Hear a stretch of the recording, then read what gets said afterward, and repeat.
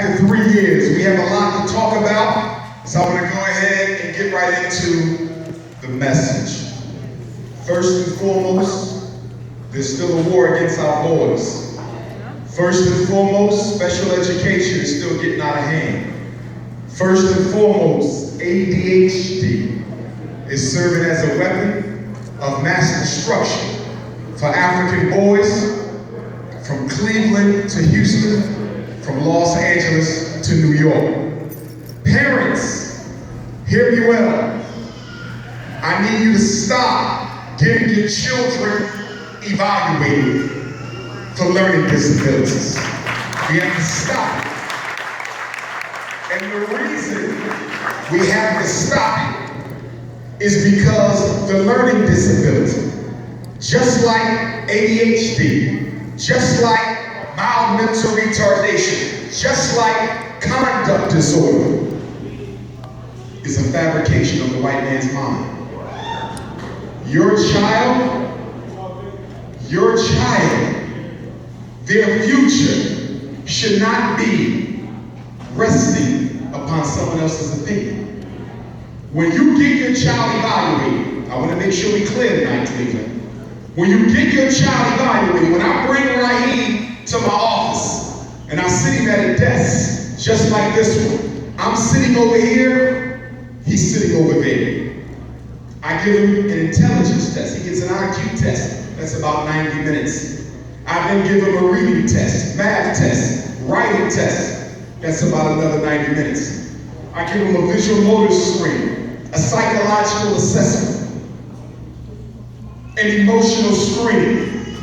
He gets test after test after test. What I need y'all to understand is when your son or daughter comes into my office as the school psychologist, the tests we give only gives us scores. The tests don't diagnose nothing. When someone says your daughter has a reading disability, there was no test that reached that conclusion. The tests only give me numbers. As the school psychologist, I take the numbers and I conclude based on these scores that what I see might be suggestive of a learning disability. But it is not a fact. It is only my opinion. The problem is so many black parents take the opinions of white people and you bring them home. And because some white man said your son is reading disabled, you treat it like a fact. It becomes a self-fulfilling prophecy. And your son begins to look like what you were told he was, not because it was true, but because you bought into it. And because you bought into it, you no longer expect him to put forth his best effort. Because you bought into it, you don't work with him as much. Because you bought into it, he's no longer expected to achieve as well as the other children. The problem is you. And the reason you are the problem is whenever I evaluate a child, I cannot evaluate your child. No one in here with a child in special ed, no one in here with a child diagnosed with ADHD, no one in here with a child on psychiatric medicine had that child put in special ed or on medicine without your control. We can only operate once you give written permission. So for every black child in Cleveland in special ed unnecessary, for every black boy in Cleveland diagnosed with ADHD unnecessarily, it is only because their mother or father or both gave permission for white folk to legally miseducate their children. I want to be clear, because y'all love to call me up and say, Dr. Umar, they put my child in special ed. They put my child on ribbon. They put my child in a special class. They diagnosed my son as retarded. I don't want to hear they no more. Start saying we, because you was a part of that shit. I want to make sure we're clear about this. It can't happen without. Now, listen to me. The learning disability is nothing more than the difference between a school and a teacher and a parent who went the extra mile of help and one who quit too early. That's right. I want to be clear. Listen, if a child has a learning disability, how do we know that it's the teacher without the instructional disability? How do we know it's not the school without an academic disability? See, I need you to take power back from the school system.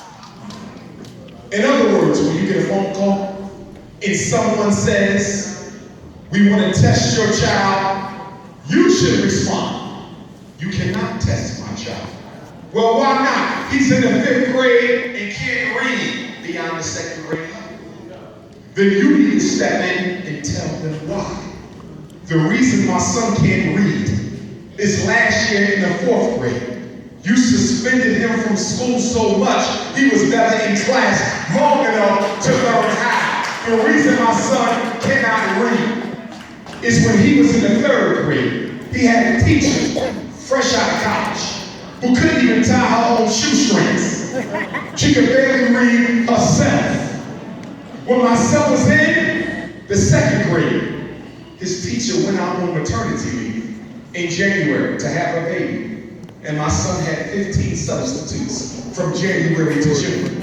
That's why my son can't read. The problem is not his. The problem is the school. But let me say this clearly, because the schools are not telling you.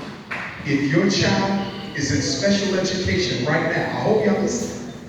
If your child is in special education in Cleveland, Ohio, or anywhere in America, and they are receiving special ed service 50% of the time or greater, which means your child is part-time to full-time special ed. Now, if they just get pulled out for a class or two, that's what we call itinerant. They might be okay. But if your child is in special ed, 50% of the instructional week, I want you to know right now, let me be the first to tell you, there's a 75% chance they will not get a regular high school diploma.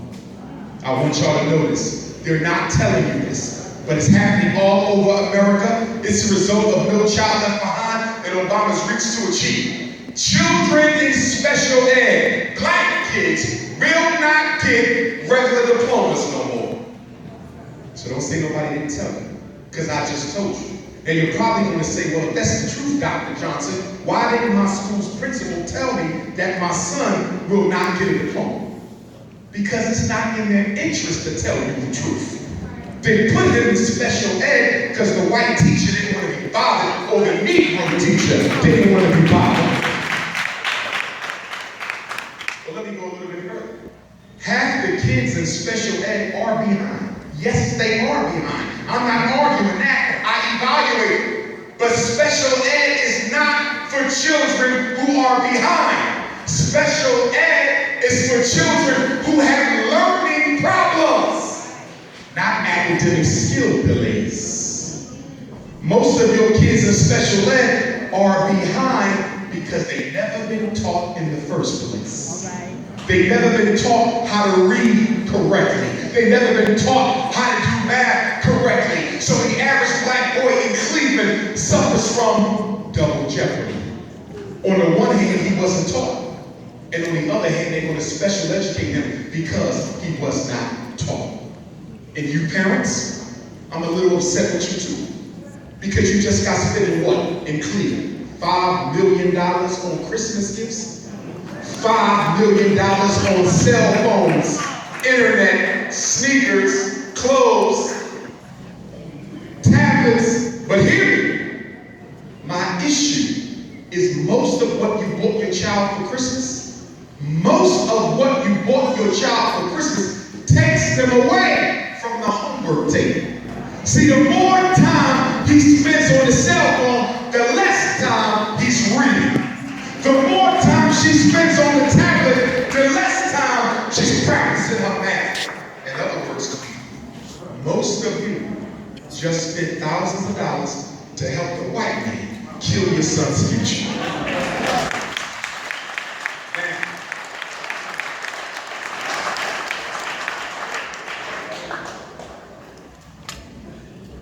Let me demystify the test gap that they claim exists between black and white. They say that the white child is 15 points smarter than the black child. They say this on the Ohio State Assessment. They say this on the IQ test. But I want you to understand why the black children don't do as well as the white ones. Number one, the IQ test has 4 scales on it. You only hear about one, and that's the full scale IQ. So when you say my son is mentally gifted, that means his IQ is 130 or higher. But that IQ came from 4 other ones. One of them is working memory. How well can your child hold information in their mind and use it? Another one is processing speed. How fast can your child solve a problem correctly? The third one is nonverbal reasoning. How well can your child solve problems for which he's received no prior experience? Those are universal. Black, white, Chinese, Arab, East Indian, all children do equally well on those 3. So how do we explain the 15-point test gap? Because of the 4th scale. And what is the 4th scale? The 4th scale is verbal comprehension. The words, ideas, concepts, and definitions that white people use that black kids don't know about and don't have a damn thing to do with how intelligent they are. Now, let me tie it back into you. The reason black children are not doing well on the state test, the IQ test, and every other test is because our children, on average, have a working vocabulary that's 4 grades below their current standard. So your son is in the 8th grade, but his vocabulary is in the 4th grade. Your daughter is in 10th grade, but her vocabulary is only in the 5th. So when they sit down to take the test, they don't understand the language in the question. And because they don't understand the language in the question, they are confused about how to solve the answer. Now, when white folks make up the test, they know that. They know your child won't read at home. If I wanted to have your houses in here, I can't find a dictionary. I can't find a thesaurus. I can't find a set of encyclopedia, but I can find video games and shit. You follow me? Okay? I'm just going to keep it real. Because we can talk about white supremacy, but what about trifling ass black parents? We got to talk about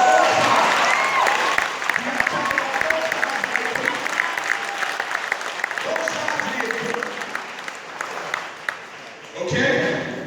And they got nothing to do with money. They got nothing to do with the money. Because your son got a $100 pair of Jordans. But you can go to the thrift store. You can go to the thrift store and get a brand new set or used set of encyclopedia for $20 A-Z. So they got nothing to do with money. They got to do with priorities. And then I got to talk about some trifling ass black fathers who trying to relive their athletic career through their son. Listen to me, black man. Some of y'all trifling as hell. Your son is failing school, don't do no work, but because you think he's going to be the next LeBron, you let him skate on his academics because you think he's going to get a shot at the NFL or the NBA. Well, what you need to understand, black father, is only 1% of all high school athletes will become professional. Your son is not likely to make it to the league, and even if he does, he's not likely to be good enough to be able to live off of it. So I'm not saying take away your son's dream. I'm saying give him a plan B. If that boy don't make it, make sure there's another plan that he can solve. That's all important.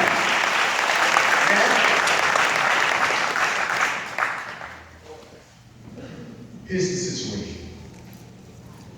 The worst thing that a black child can have in their life is a mother or father who's lazy and a teacher who don't care.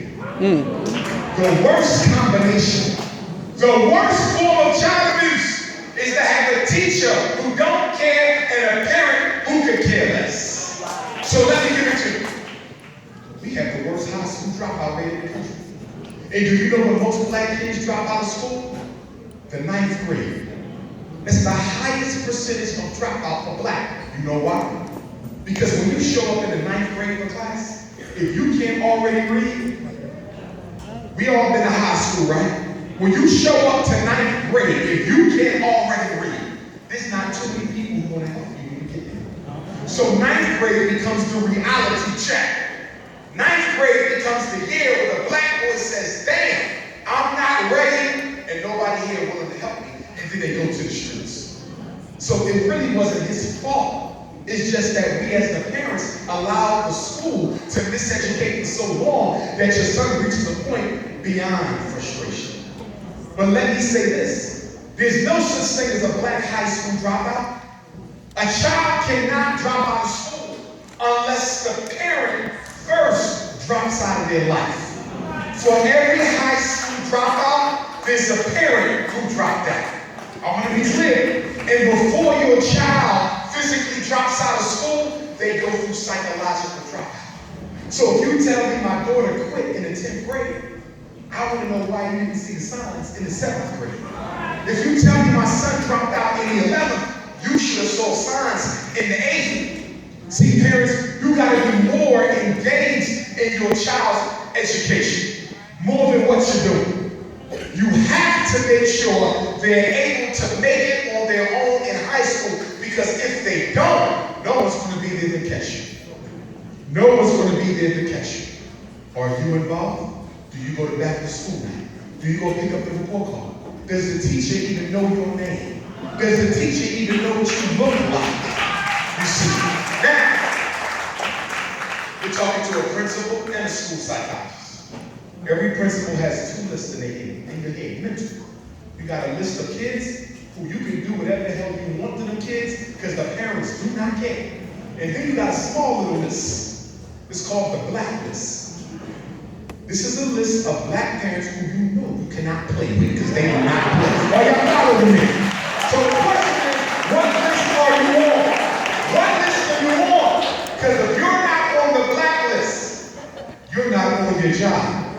And if you raising a black child, if you raising a black boy in a racist public school system, a lazy black parent is like having no parent at all.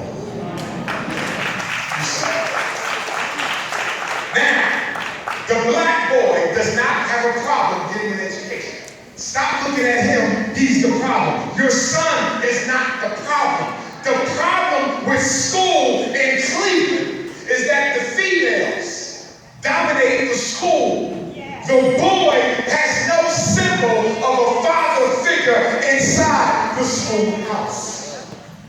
And the boy is expected to behave like a female child in order to be successful.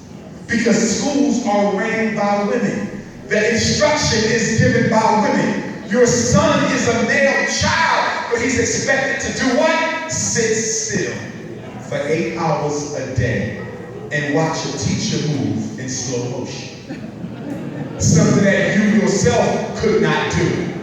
So the problem is not education. The problem is really a feminization. Listen.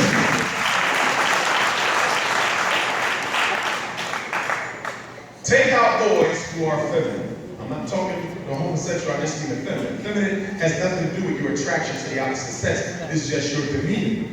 Okay? Our effeminate boys are hardly ever diagnosed with ADHD. They're hardly ever put in special ed because they're able to function along the expectations of a white schoolgirl. If you look at the black boys in Cleveland being diagnosed with the ADHD and the conduct disorder and the learning disorder, they are the masculine boys. They're the ones with the energy, the testosterone, the power. They are the leaders. Yes, indeed. But the white female teacher isn't interested in black leaders. She's interested in fulfilling her job. And what is the job of public school for black boys? Public school only got one function. There's only one reason why they still got schools open in Cleveland, and that is to do what? Break the black boy spirit and make sure he knows that white folks are in charge. And once he expects that, once your son accepts the fact that white folk are in charge and there's nothing he can do about it, now he can go into the honors program. Now he can go into the college prep classes.